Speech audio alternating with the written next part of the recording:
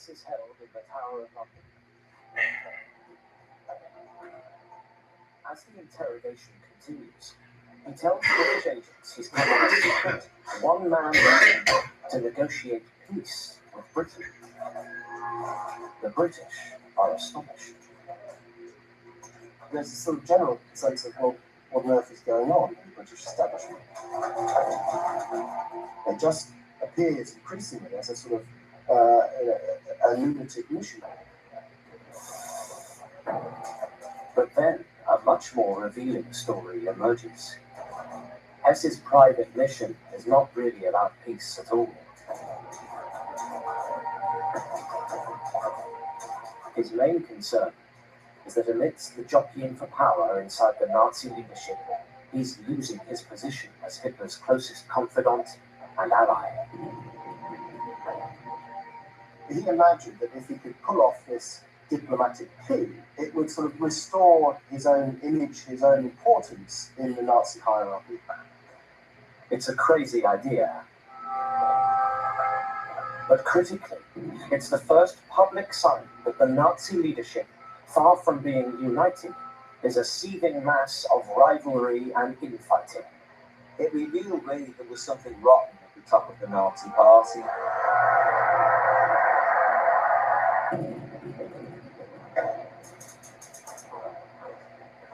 In Germany, Hitler learns of the secret mission in a letter left behind by Hess.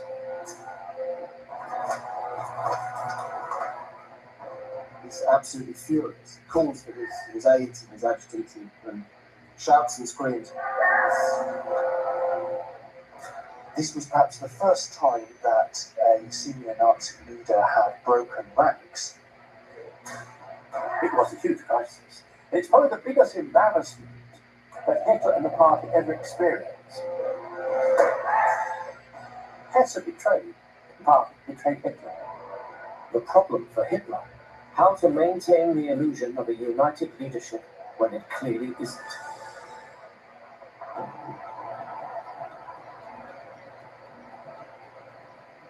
The task of spinning the story to the German public falls to Joseph Goebbels, Hitler's propaganda minister. Goebbels is one of Hitler's most trusted and able cronies. If there's a problem, Goebbels will be very good at fixing it. If there's a problem, Goebbels will be very good at representing it. If there's a problem, Goebbels will be the man to go to.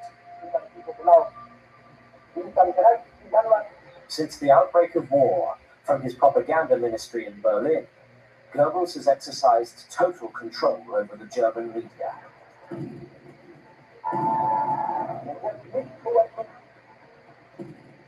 But this is a spin doctor's nightmare. How to restore the image of a united Nazi leadership. Goebbels' answer: to present Hess as a one-off rotten apple. Goebbels dealt with the defection of Rudolf Hess by simply portraying him as a man who had lost his reason, who had gone mad. Under the pressure of work, and his commitments had broken under the strain, effectively. It's an answer many Germans find hard to accept. And it certainly didn't play very well with the German public, who naturally would have asked, well, if the deputy Führer is insane, why is he still in his post? The Hess crisis passes, but for the first time, the image of Hitler's leadership is exposed as seriously out of line with the reality. That gap is about to get much bigger.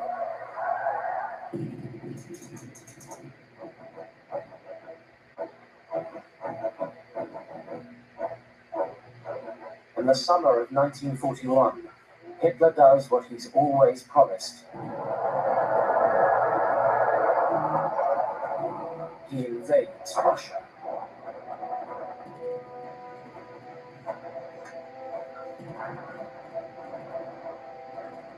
It's something he's vowed to do since the early days of the Munich beer halls. For the German Führer, it's the final showdown with his biggest enemy, communism. It was us or them. Either Nazism conquered Soviet Bolshevism, or sooner or later, Stalin and the Soviet Union would conquer and exterminate the Germans.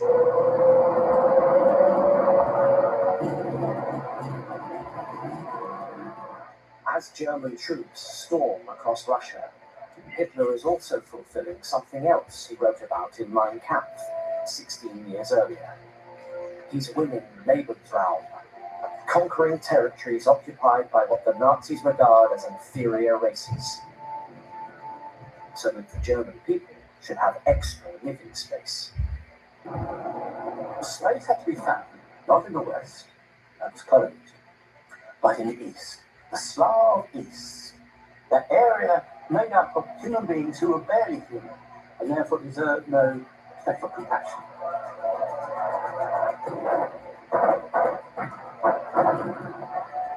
The German troops advance further and faster through the Soviet Union than anybody imagines possible. Within weeks, they penetrate hundreds of miles into Soviet territory. The Red Army crumbles. They take over 1.5 million Soviet prisoners of war. It looks like Hitler is going to win the war. Operation Barbarossa, as it's known, seems to be an extraordinary success.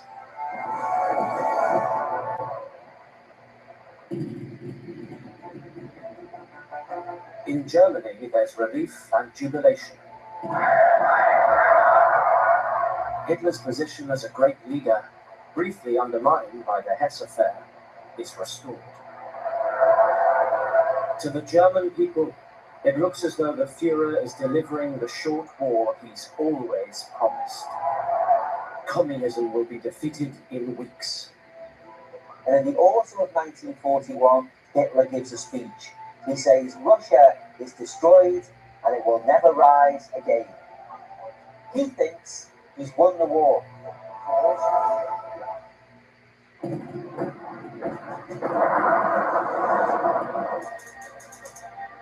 But then, progress slows. The Russians start to fight back. The Soviet Union calls on its vast reserves of people, many millions more than the Germans. In private, Germany's generals start to worry about the scale of the task in front of them. There were stories of generals saying, Christ, isn't this country big? In German. Russia was so vast that to cover it was a logistical problem that was very hard to overcome. Far from home, what most people can't see is that the German war machine is stumbling. Hitler, the self-styled military genius, is about to encounter a harsh reality. Sophie krijgt alle kosten visgestoeld op één verzamelfactuur. MKB brandstof, dat is pas handig. Kijk, normaal alles weg. Anders zouden we het niet verkopen.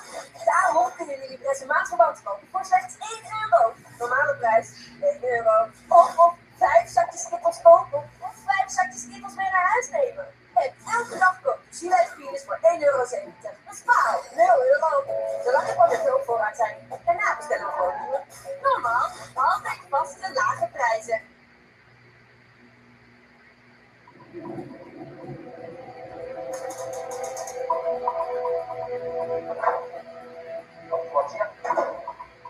At the German High Command, Hitler's generals plan their next move in the war against the Soviet Union. Many are now seriously alarmed by the task in front of them. But Hitler won't listen. Instead, he calls them daily, demanding they keep pushing forward.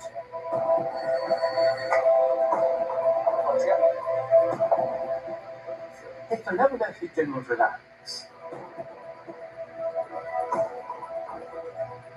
He called them and he would go through some of their timetable and say, go faster, which is a fine thing to say, but you can't make tanks and lorries and personnel move at a speed other than what is allowed by logistics. Hitler's generals do what they can,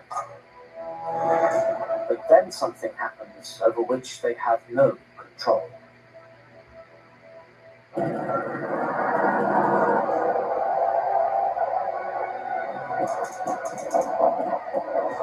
The Russian winter sets in. Temperatures drop to minus 32 Fahrenheit. Outside Moscow, the ground freezes solid to a depth of 5 feet. You couldn't urinate in the open air. Fuel would freeze in machinery. Literally, the German war machine was just frozen. And it wasn't just frozen, it was starving. Probably the best you're going to be able to get your hands on is raw horse flesh, because you wouldn't want to start cooking it, because the smoke would leave your cellar and tell the Russians where you were. In the face of these appalling conditions, the German army outside Moscow is finally forced to beat a tactical retreat.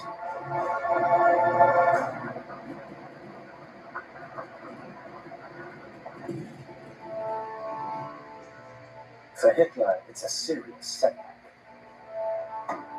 He's promised the German people the Soviet Union will be conquered in 6 weeks.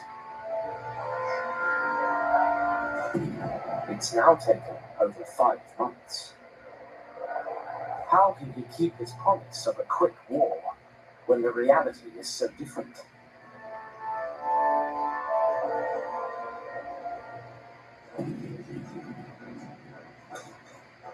Once again, Joseph Goebbels' propaganda machine rolls into action. His solution? Simply to lie. He launches a barrage of propaganda.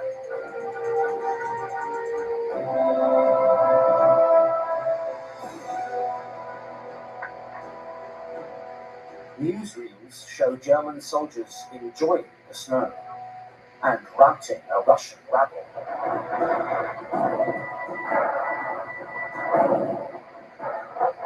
Goebbels made sure that stirring and exciting newsreels were a regular component of the German cinema goers' diet.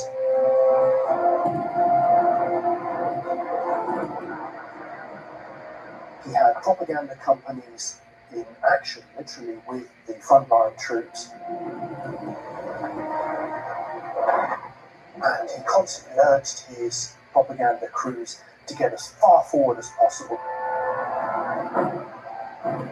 to get the most exciting footage.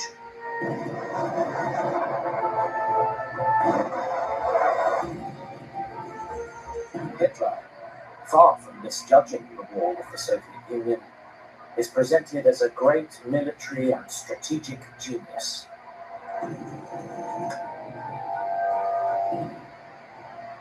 But is the propaganda barrage working?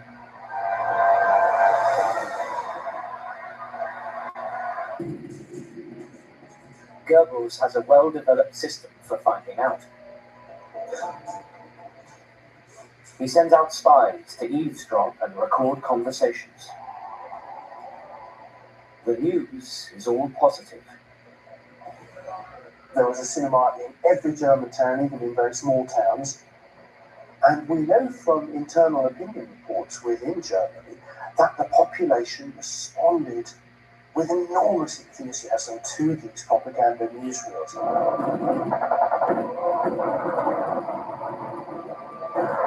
They could hardly believe the exciting, dramatic scenes of German military success.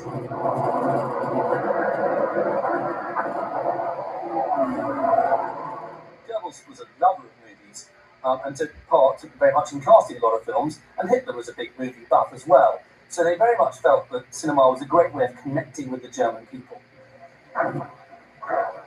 Goebbels has excelled himself. It's a brilliant propaganda campaign. But then there's a new and totally unexpected development.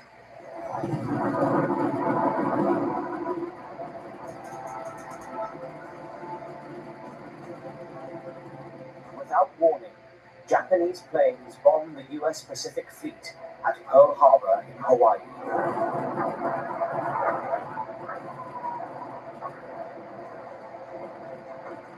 The following day, the US declares war on Japan.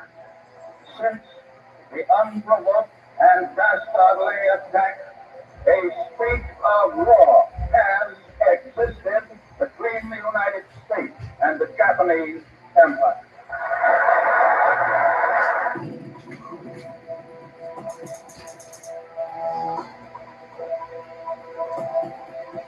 For Hitler, it's a critical moment. Japan is an ally. Should he let the Japanese and Americans fight it out? Or should he side with his Japanese friends? It's a momentous decision, yet Hitler ponders it alone. The case against taking on America is obvious. America was power, a kind of sleeping giant, and he knew that it had massive economic resources that, if turned into military resources, could ultimately affect his ability to win the Second World War. Yet, for Hitler, that's only part of the picture.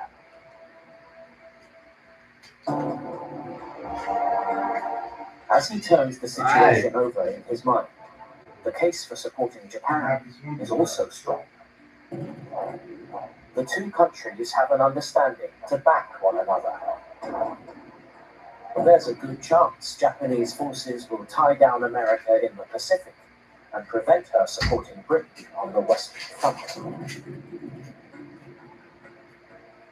But above all, Hitler believes the Americans lack what the Germans have, the stomach for a fight. Hitler viewed America with complete contempt as a mongrel racial melting pot which was full of Hispanics and Jews and was racially worthless. He thought the Americans were feet. That they accept terms that leave Germany in control of Europe and leave Japan in control of the Pacific. Finally, after only the briefest consultation, Hitler makes his decision. Oh. 4 days after the attack on Pearl Harbor, he addresses the German parliament. Germany will declare war on America. What's remarkable about that decision to go to war with America in 1941 is how easily it was made. Hitler didn't seem to have pondered on it for too long. There's a gasp from the assembled ranks, but all Nazis, and he explains that we could not wait for developments around us. We have to take the initiative. America was seen as somewhere very far away, somewhere that couldn't really hurt Germany too seriously. It's a huge decision, yet Hitler has taken it almost unilaterally. It will go down in history as his biggest blunder.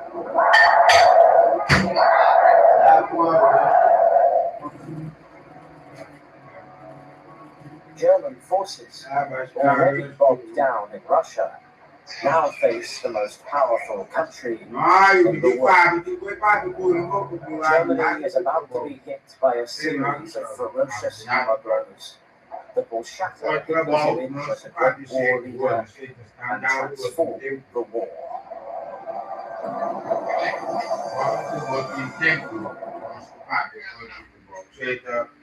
In Germany, the impact of Hitler's decision to go to war with America is felt almost immediately. There's a dawning realization that this is no longer going to be a short war. In private, there are bitter jokes. A candidate for the Waffen-SS is asked, "Are you willing to sign on for the whole war?" "No," he says. only the first 12 years. In bars and restaurants, global spies listen to the gossip and detect a drop in public morale. It's time for a new initiative.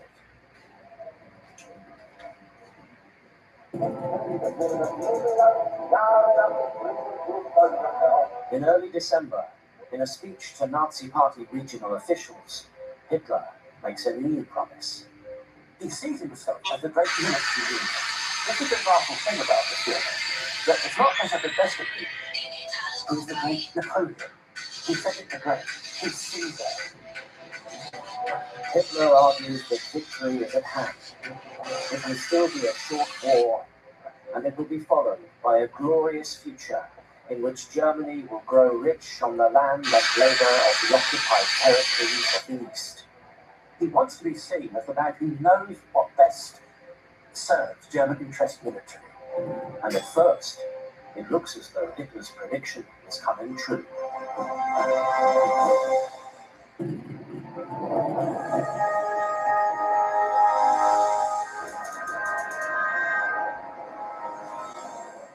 Spring on the Eastern Front brings warmer weather. The German Sixth Army goes back on the offensive. The industrial city of Stalingrad is besieged. The Soviet defenders are corralled in a tiny strip of land along the river Volga. Tens of thousands face a brutal death. Stalingrad is the most brutal type of fighting. No one will be the same after Stalingrad. Urban warfare is uniquely messy, and Stalingrad is a uniquely messy form of that type of warfare.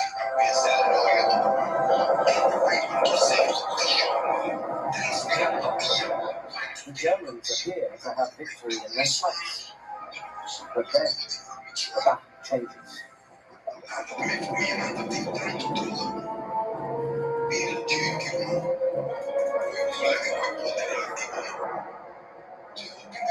In a brilliant series of frightening moves, the Russians smash through the German lines from the north and south.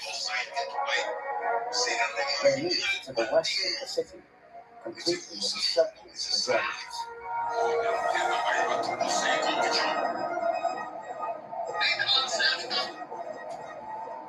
Suddenly, the tables are reversed. Around 250,000 German troops are cut off from their supply lines.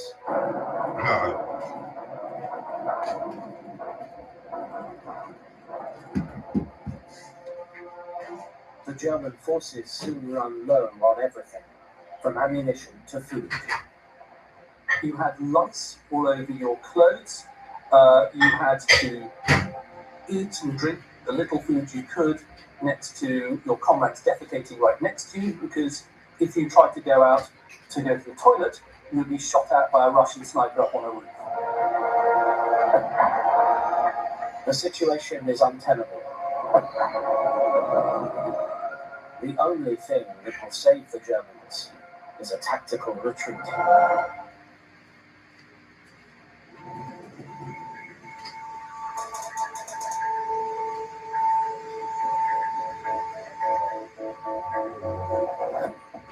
Hitler, by now, has moved his headquarters to a huge complex of bunkers in eastern Poland.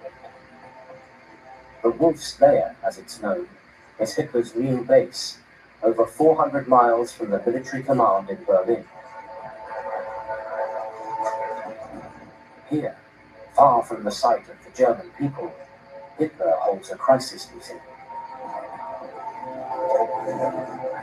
Most of his senior military leaders call for a strategic withdrawal.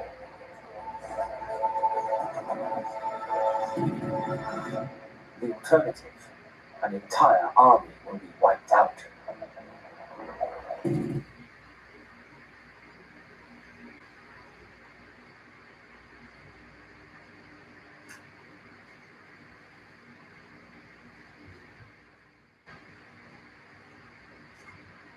Grote kans dat je ons al kent van de raadsbouw die het gewoon doen.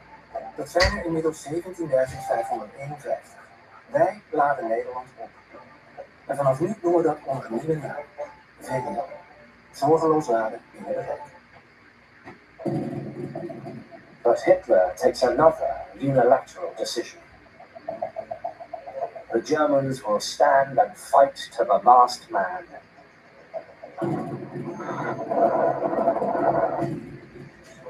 The Führer wouldn't sanction retreat. Good Nazis, the Wehrmacht doesn't retreat. It wins by going forward.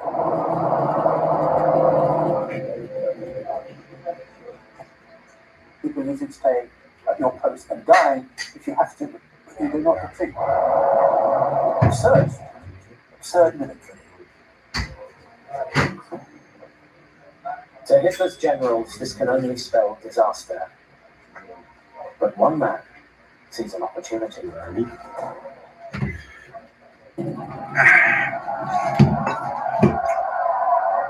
Hermann Goering has a reputation as a powerful and effective leader. Hermann Goering had been an able and brave First World War soldier pilot. A genuinely won decoration. He understood war. He fought the enemy. Goering has been in the Nazi Party since 1922. He had turned the brown shirts from a rabble into a formidable fighting force. And he'd been injured in Hitler's 1923 beer hall putsch. As head Not very fit. In Den Bosch is vanavond Very fit. Ik confronteerde eigenlijk op de gesprekken, op de feiten wat hij zegt. Very fit. Ik confronteerde Die blanke. gesprekken op de feiten wat hij Dat zegt. is veel weten dat. Ontmaagd. Die blanke hebben.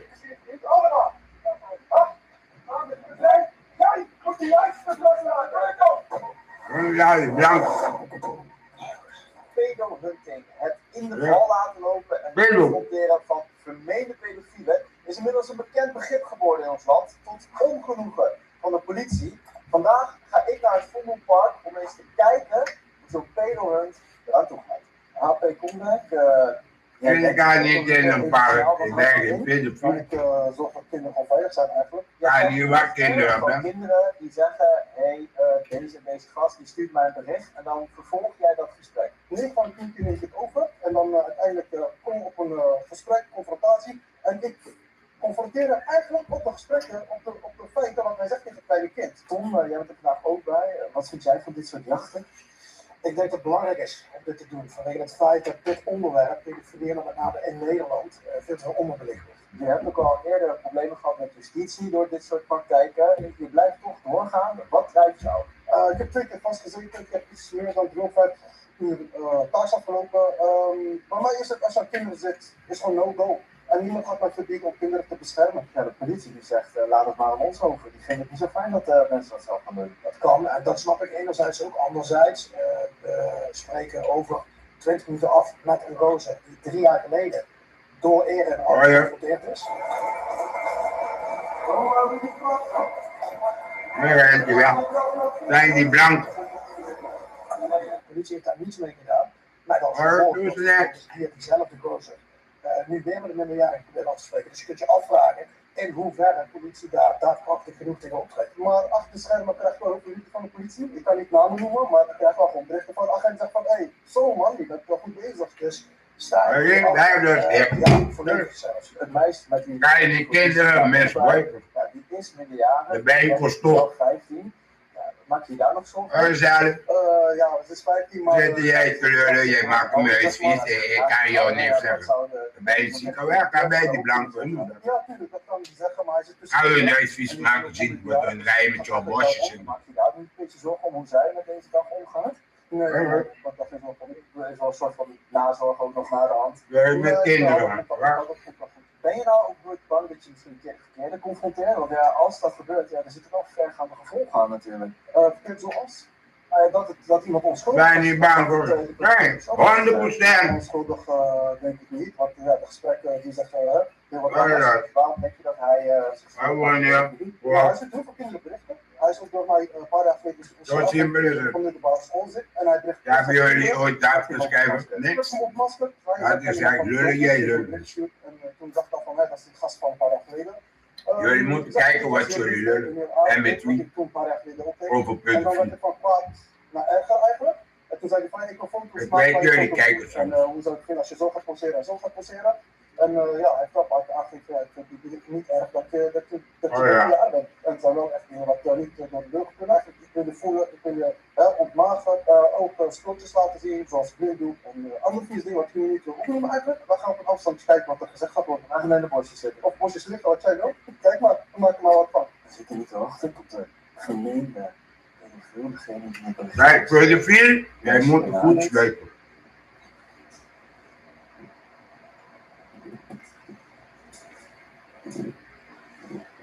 Luister, Hij spreekt niet meisje aan. alleen maar kinderen.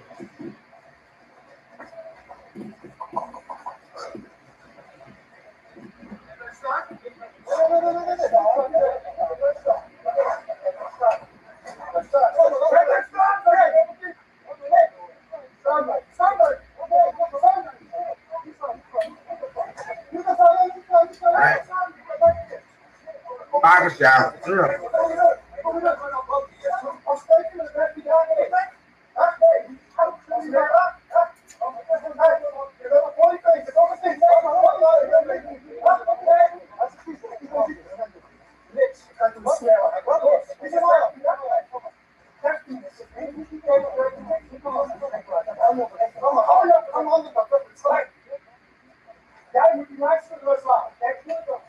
Heb je daar gedaan bij jullie? Een werkmeester. De handen op. Ik ben niet die blanke, hun doen dat.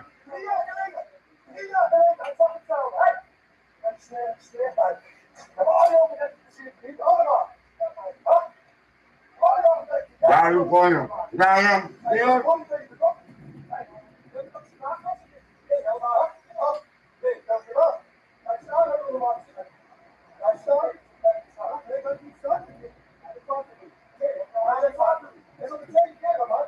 Pakken. Bij die blanke pakken, ha? Pakken kon je. Hij was een zo'n held in die 13 jaar. Waar nou een held dan? Waar nou een held dan? Ik ga weg, dat zit hier dan. Oproep je. Smeerbaar. Daar zijn ze. Ik had het gevoel dat die gozer zich helemaal kapot schrok. Ja. Hij probeerde er meteen van door te gaan, maar dat liet ze niet gebeuren. Het hele park heeft het ook meegemaakt. Ik ben benieuwd of dit nou de bedoeling was, dat het zo heftig ging. En het was redelijk heftig, moet ik zeggen. Is dit hoe het moest gaan? Ja, daar kan ik geen uitspraak over doen. Het wordt gewoon gereageerd met emotie. En ja, daar kan ik niet over heen gaan, zeg maar. Ja, want dit ging toch best hard aan toe. Denk je dat je hier nog problemen mee gaat krijgen? Ik heb niks gedaan, dus dan moet ik problemen krijgen. Ik heb niemand aangeraakt. Alleen hebben we het meisje gewoon gewoon beschermd. Dus komt er ook niet aan, maar ik wil ook gewoon even kappen. Ik heb ook geen zin om met de politie te gaan praten. Oké, yes? Op deze manier is om dit soort gasten tegen te houden. Dat weet ik niet zeker. Maar hij zal in ieder geval voor de komende tijd wel houden, dat denk ik wel. Dat is die maand van die. Alleen op de straat, of bij die ook kunnen zien. Nee, maar wij hebben het vertrouwen doen. Oké, nou ja, wij hebben dat gedaan met exact dezelfde persoon. Ja, daar is ook niets mee aan, dus wij hebben dat vertrouwen hebben. Maar deze gast had hier nooit mogen staan. Nee, hier aan wat er gebeurt. Ja, als je het zo zegt, die dingen, dat zijn gewoon allemaal vreselijke dingen. Nee. Oké, heb ik een kinderen, dan voel je een konje voor die kind te worden. Hij spreekt, hij is die watkat die asielzoeker buiten houden. Wat was dat? Ja, het verhaal is dat een omstander zag het voor. Ja, waar is in de kant? Die heeft vervolgens politie gebeld. Wat ik zeg jullie, ik ben 40 jaar hier. Ik ben daar eens voor jullie. IJs! Ze gaan ook hier vandoor, dus temperatuur te gooien. Ze snappen je wel. Ja, dan zeg je, ja, je klapt er wel aardig op, want dan wel van tevoren wat je dacht, klapt er niet aardig op. Luister, op het moment dat iemand de ballen heeft en met een 13-jarige dat soort gore shit te sturen, helemaal vanuit waar die vandaan komt, naar het Vondelpark komt in Amsterdam, dan moet je ook de ballen hebben om tekst en uitleg te durven geven. Hij komt hier naartoe, dat betekent, dat is niet omdat dit de eerste keer voor hem is. Er zullen ook keren zijn dat het hem wel lukt. En het is hem ook gelukt. het verleden. Het is hem ook gelukt, 100%. Het ging zoals je had gedacht dat het zou gaan? Nee, en ik had het liefst met hem in gesprek aangegaan. Met welk gevoel had je die kans gegeven? Ik heb hem die kans gegeven. En ik heb hem gepakt, gedraaid. Ik zeg, wat bij je doen dan, kom hier. Maar zijn eerste reactie was gelijk weggaan. Ja, oké, maar ik ga hem niet zomaar laten lopen dan, toch? Wat voor gevoel ga je nu naar huis? Met een kwaad gevoel. Ja. Omdat die man dus daadwerkelijk is opkomen dagen om allerlei praktijken met een minderjarig meisje uit te voeren. Dus hij was het echt van plan. Dus met een gefrustreerd en kwaad gevoel. Nou, anders in je bed. Maar ja, wanneer was het zo? Nu heb ik bij jullie aangezet. Ik confronteerde eigenlijk op de gesprekken. Ja, met leuk, de feiten wat hij zegt. Ja, die blank, hun doet dat met jullie. En dan rij je met jou die bosjes in, op die motor. Waar ik zie op die foto is alleen maar bosje.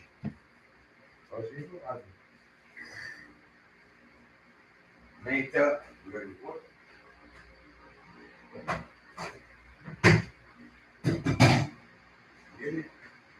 Pedofiel.